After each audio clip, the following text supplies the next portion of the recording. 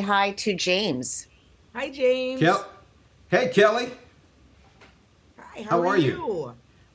you? You know what? I'm looking forward to this. That's all I got to say. I'm definitely looking forward to this. I James love to hear Thomas. Oh, you. I'm going to hear what you got to say. That's number one. it. We're sitting there talking already, but I got Kelley L. Carter here, two-time Emmy award-winning journalist, and she's going to talk about Black stories on Hulu this month. Some of the noteworthy TV and film premieres showcasing Black stories and storytellers on Hulu. Kelley, how are you? I'm doing so well. How are you doing? Well, we were having fun. Let's not let it stop. So let's talk about what's coming on Hulu this month for Black History Month. I mean, there's so much really great content. Here are a few things that I'm excited about. One, if you can believe it, it's the third and final season of Wu-Tang and American Saga. And Wu-Tang, of course, is a hip hop collective that has been wholly influential and instrumental in my life in particular, and gave us stars like Method Man and RZA. And this has been an origin story for those guys. And what we see now is that they've come off the success of their debut album, and they're about to try and figure out where their place is in the music world. And it's great because these guys are hip hop heroes. And so we really got to see their origin story over the course of the last few seasons, a little bit of their home life, and kind of what inspired the music and what helped them create the music and what drove them to the music. And I can't wait to see how this series is going to actually end. Kelley, I see guys still going up and down the street going Wu Tang, Wu-Tang and still forever. wearing, yeah, it's right, and still wearing that emblem on shirts, on jackets, everywhere. It is just crazy.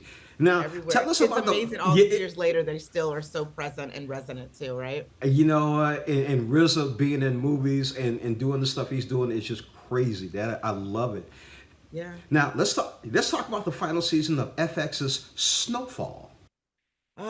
And now it's time. It comes to an end. We finally get to see where the Saint family kind of ultimately ends their journey. I think of this film as like, or I'm sorry, I called it a film because that's what it feels like. It's very cinematic experience. And you kind of think about the brilliance of the late, great John Singleton. If you loved Boys in the Hood, what Snowfall does is he slows down that story and gives you more characters and really takes his time to deliver, a story in a neighborhood in Los Angeles and South Central LA. And it's gripping. It's a really, really great marathon, especially on, in a cold season like right now, to watch and just kind of absorb and really fall in love with not only the characters, but these actors like, Gail Bean, for example, with Wanda. And so this is just a really great story. Sad to see it come to an end, but also can't wait to see how it actually does end.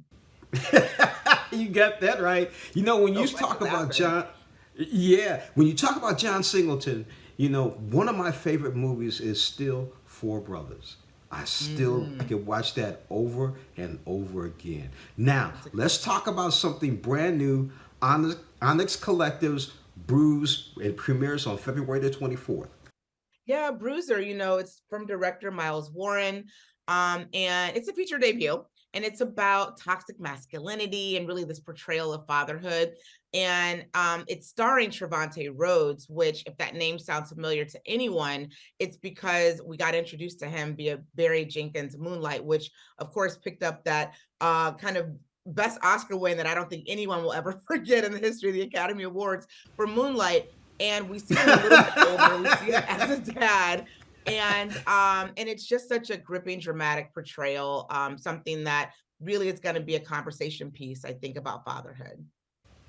Now, you got something else that's getting ready to come on that kind of reminds us of one of the first films that Spike Lee did, something called Three Ways. Let's talk about that.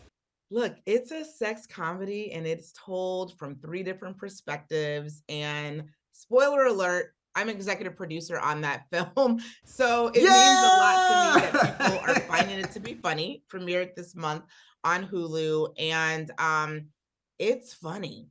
I mean, it just is, it's hilarious, and it gets funnier, I think, with each kind of person giving their slice into the story. It's sexy, but there's a lot of comedy in it.